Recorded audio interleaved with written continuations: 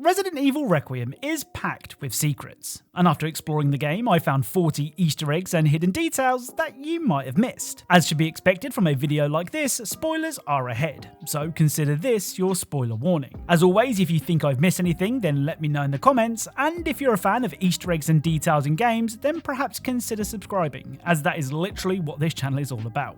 Anyway, without further delay, let's get started. Right, let's tackle everything in the order that it appears in the game. Or at least do our best to try to, starting with Grace's walk to the hotel, which is surprisingly eventful. Well, it is if you know where to look. First up is a run-in with this guy. Oh, sorry. Now, I can't be alone in thinking that this creepy man in the fedora is meant to resemble Mr. X from Resident Evil 2. I mean, he's basically dressed the same as the RE2 villain, and the pair even share the same manners. Next up, if you're playing on Insanity difficulty, which is unlocked after completing the game for the first time, you can find an antique coin on this step. Now, I haven't actually made that much progress on my Insanity playthrough, but I'm guessing that this coin replaces one of the coins in the hospital, but like I said, I don't know yet. Now, RE9 is full of callbacks to previous Resident Evil games, but perhaps one of the more subtle nods is this.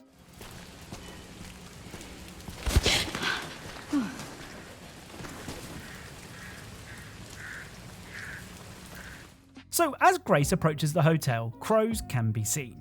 The same can be said for both Resident Evil 7 and the Resident Evil 4 remake. And maybe some other Resident Evil games that I'm forgetting. I mean, it could be a coincidence, so let me know what you think. Now this next find could be a bit of a reach, but I'm almost certain that it's not. When Leon is in the waiting room at the hospital, this will happen.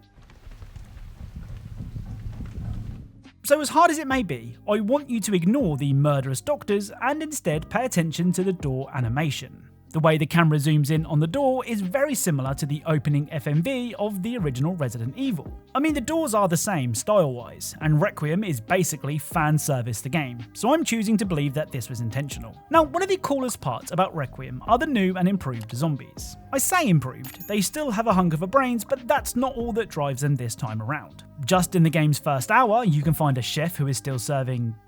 well, I don't know what he's serving, but he's trying his best and that's what counts.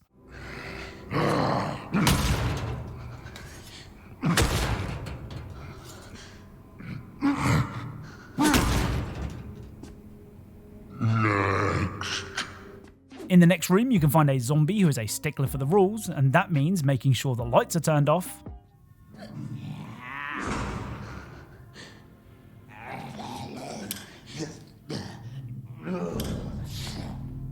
in the bathroom you can find a maid who won't stop cleaning,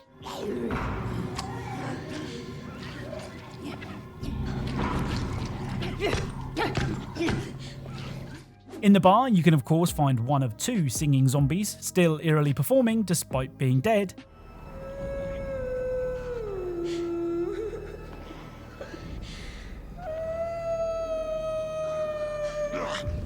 and perhaps most creepily, after I killed this zombie, she said this.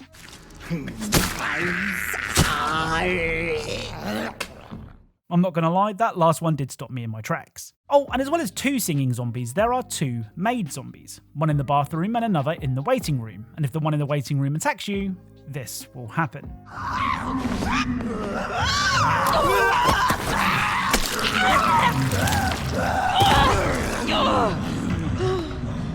So, because she used to be a maid, this zombie will try to scrub your face off with her bare hands. Like I said, these new zombies are one of the best things about Requiem. Now, with the odds being stacked so heavily against Grace, you might think that the last place that she'd want to be is at a roulette wheel.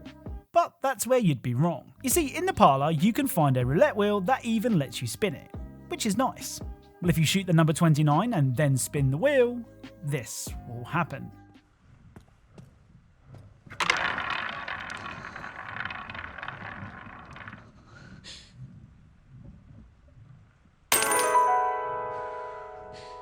So Grace will be rewarded with a coin.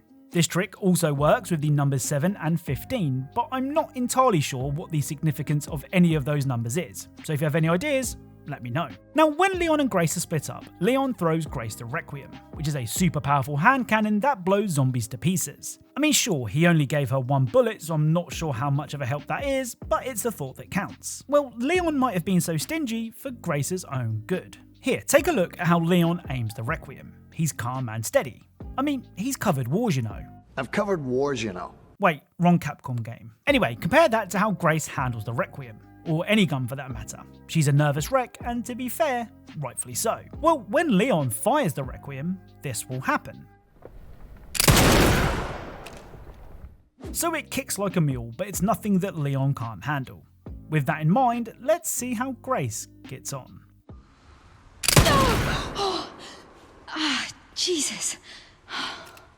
So Grace is almost knocked over by the sheer force of the weapon. It's a great way to show players, if it wasn't already obvious, that Grace isn't used to being out in the field. Now, when you meet Emily in her cell for the first time, there isn't much that you can do to interact with her.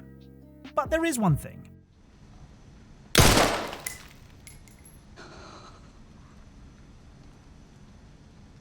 So shooting at Emily's cell will cause her to flinch, and given that she's blind, it's lucky that an unexpected gunshot didn't give the poor girl a heart attack. If that wasn't enough panic, cause for one day, you can also place her on the sofa of the save room and scare her all over again.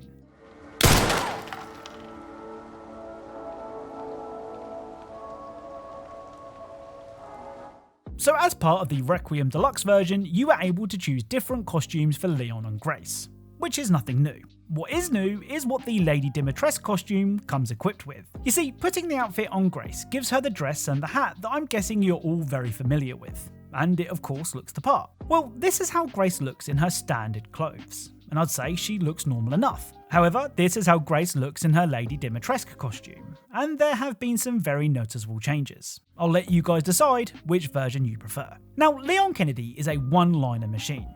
I mean, the guy never misses an opportunity to dunk on a villain. And that's why it's so hard working out what is an intentional callback to previous games and what is just Leon being Leon. With that in mind, after freeing himself from the clutches of Victor Gideon, Leon will say this. Hey, can you hear me? Leon, I've been trying to reach you. Sorry, I was a little tied up. So I'm almost certain that was a callback to this scene from Resident Evil 4. It's Leon. Sorry I couldn't get in touch sooner, but I was a bit tied up. Sticking with Leon now, and something that I noticed was how Leon gets more and more sick as the game progresses. This is how he looks in the hospital after escaping Victor, this is how he looks before blowing the gate, and this is how he looks after entering Ark. I mean, considering it's a vital part of the story, this is to be expected, but I still think it's cool. Now, after escaping the clutches of the girl in dramatic fashion, Grace and Emily are able to break out of the hospital and smell fresh air for what feels like the first time in ages. Almost unbelievably, the pair stumble into a helicopter and its pilot, who I was certain was a bad guy, but wasn't. Now, things are never easy in Resident Evil, and the helicopter key is missing, so it's up to Grace to go and find it. Well, if you too have these same reservations about the pilot that I did, you can try and shoot him, which will trigger some hidden dialogue. Hey, stop fucking around! Have you lost your mind? What are you doing? Trying to kill me?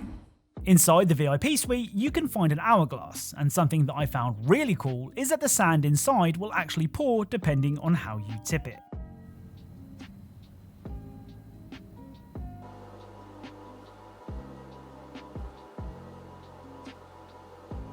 Also in the suite, you can find this bottle of wine that you need to use to continue your hunt for the key. But fans of Resident Evil Village may remember this particular vintage. You see, this wine was made at Chateau Dimitrescu, and you even use a bottle to solve a puzzle in Resident Evil Village. Skipping ahead a bit now as we join Leon on his drive into Raccoon City. Or at least what's left of it. Of course, this is a pretty emotional moment for fans of the series, so in your teary-eyed state, you might have missed that when Leon passes the gas station, you can see the burnt-out remains of his Jeep from Resident Evil 2, which is the first of what is going to be a very long list of nice touches. Before we get too sentimental though, let's take a closer look at Leon's car, which is a one-of-a-kind Porsche Cayenne Turbo GT. It's a nice car, but what we're interested in is the license plate, which reads ND equals 9642. Now, I'm pretty sure that those numbers are referring to the mainline Resident Evil games that Leon has appeared in. Those of course being Resident Evil 2, 4, 6 and Requiem, which is the 9th mainline game in the series. For a while I was confused by what ND could mean, but After finishing the game and seeing the ending, I'm thinking it might mean something like no death, in reference to the fact that Leon has survived the events of all of those games. I mean, that's just a theory. A game theory! So let me know what you think. Oh, and when you try to shoot the Porsche, this will happen.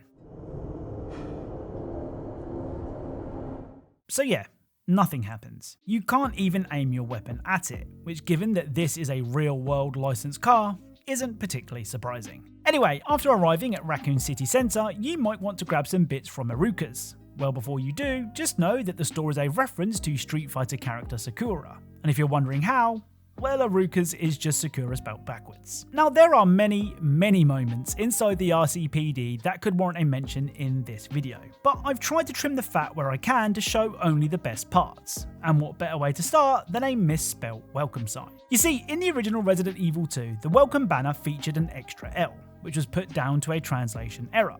Leaning into the joke, in the RE2 remake, this was referenced again, with the rogue L being found on the desk underneath the sign. Well, in RE9, the sign is no longer hung above the desks, but is instead found in the main lobby, and it's in surprisingly good shape, all things considered. Now, people often joke about the weird design of the RCPD, and its fancy locks. Now here's a weird fucking door. Even Leon remembers how much of a pain it was, as if you interact with the statue at the top of the stairs, he will say what we were all thinking at the time.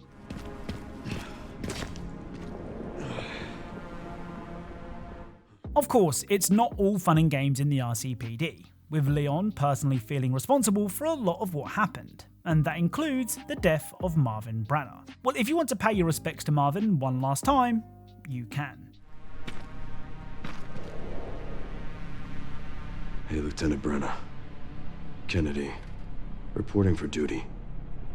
So one of the most memorable zombies found in the RE2 remake was the zombie that was obsessed with the vending machine. Well, that zombie was obviously wiped out in the bombing, or he's lost a lot of weight.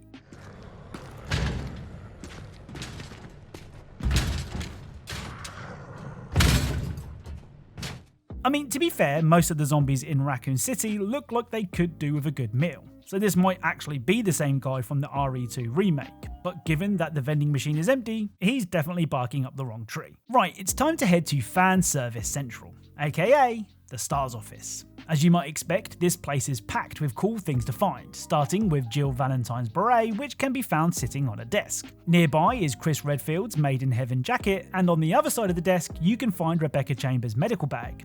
But that's not the only Rebecca callback that we're treated to. You see, if you're a fan of the Resident Evil series, then you'll no doubt know all about the Easter egg in the original Resident Evil 2, where if you interacted with Wesker's desk 50 times, you would magically find a roll of film. And when developed, it was revealed that the only photo on the film was of Rookie Stars member Rebecca Chambers. Well, if you take a look at Wesker's desk in Requiem, this time it's empty. Or is it? You see, if you wait long enough, a piece of paper will fall down, and picking it up tells us that Wesker had recently borrowed a book from the library. So let's go and see what Wesker's been reading.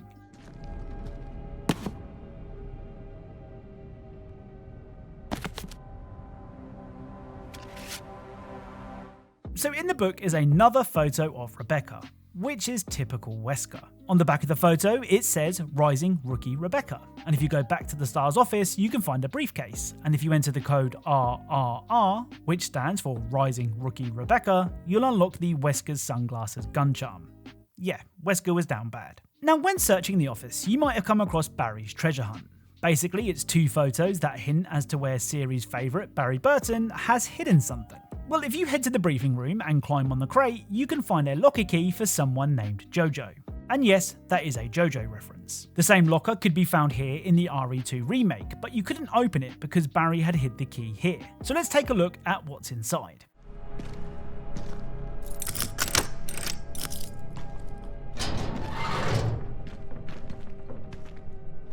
So it's safe to assume that whoever Jojo is a big fan of Capcom, as in the locker you can find both a Street Fighter game and poster, a copy of the original Resident Evil 1 PS1 game, and even a copy of Mega Man. As far as the console goes, it's not branded in any way, probably for copyright reasons, but to me, it resembles the Sega Saturn. Oh, and one of these smaller discoveries to be made in the RCPD, but one that is still really cool, is this.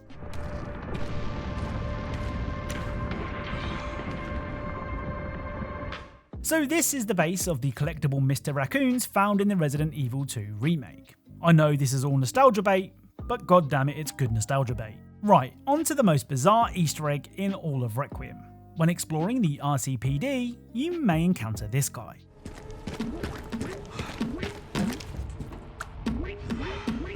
So if you've never played a Resident Evil game before, you might be wondering what the hell you just saw. Well, allow me to introduce you to Tofu, an unlockable character in past Resident Evil games, and as the name would suggest, he is literally a piece of tofu. Now, so far I've managed to spy Tofu at 2 different locations, the first one being here and the second one being here, where I did take a shot at him, to see what happens, but he ran away soon after.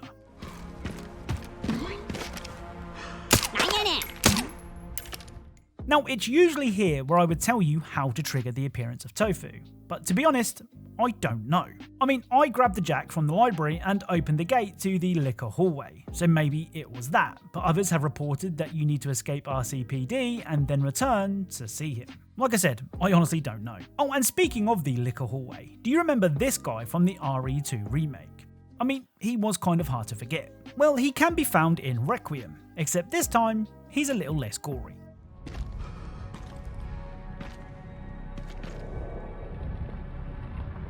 So one of the most emotional moments of any Resident Evil game ever could be found in the RE2 remake. It was here that you could find gun store owner Kendo holed up with his daughter who was slowly succumbing to infection. It was a heartbreaking moment and it's clear that Leon still blames himself, which makes finding a skull among a pile of bones along with the little girl's prescription in the room that the pair were hiding in all the more tragic. Still, on a brighter note, you can take Kendo's shotgun.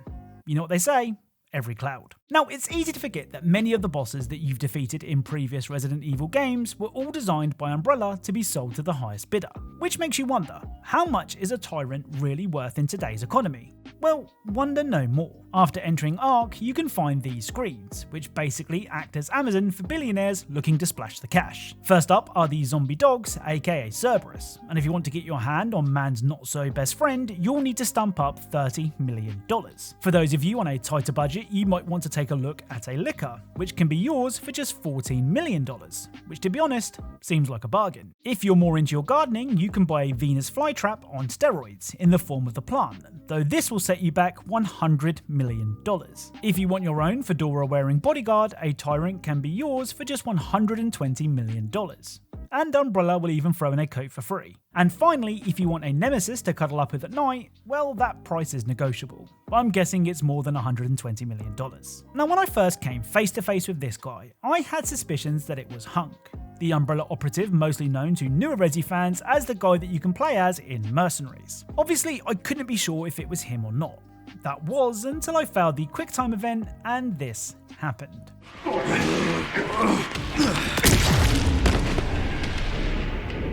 Target neutralized. So the mysterious man will snap Leon's neck and then hold his hands in the air to... Well, to be honest, I don't know why, but he does. Well, it's that neck snap that sort of confirms that this is Hunk, as it's the exact same neck snap that Hunk performs in the RE4 remake's Mercenaries mode.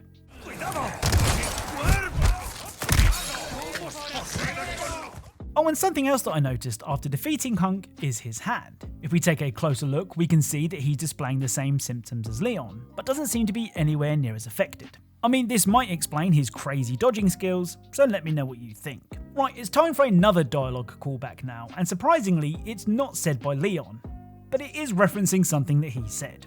When Leon tries to leave Grace behind, she will say this. I'm coming with you. No, you're not. I don't want any more regrets. Whatever it takes, count me in. So the reason that this line works so well on Leon is because it's the exact same line he said to Ada in the RE2 remake. Whatever it takes to save this city. Count me in. Now, remember how I said that a liquor could be yours for just $14 million? You might want to take a look at a liquor, which can be yours for just $14 million. See, I did say that. Well, you might think that's a pretty good price for what is basically death on 4 legs. Here's the thing. In Requiem, Leon can take liquors down with ease. I'll take out as many of you fuckers as I can. Oh, chills. Literal chills. And he can even do this.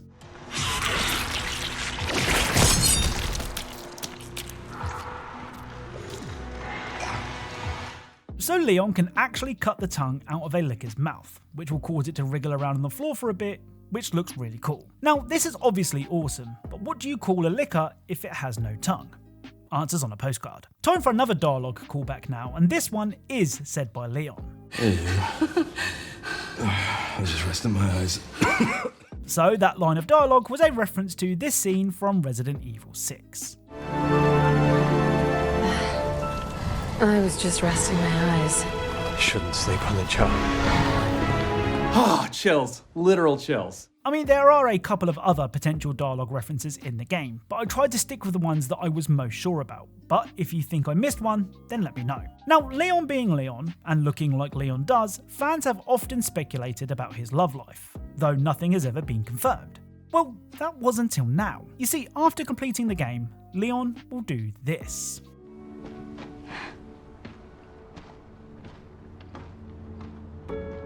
So as Leon walks away, he will remove his glove and place a ring on his wedding finger. Now, so far, this is all we have to go on, but potential wives include Claire Redfield, Ada Wong, and Bev from the local grocery store. Right, the final Easter egg / reference / hidden detail that I found in Requiem is a humble gun charm. After completing the game and killing 300 enemies, you'll be rewarded with the Trusted Companion charm, which will see a miniature Claire Redfield dangle from Leon's gun.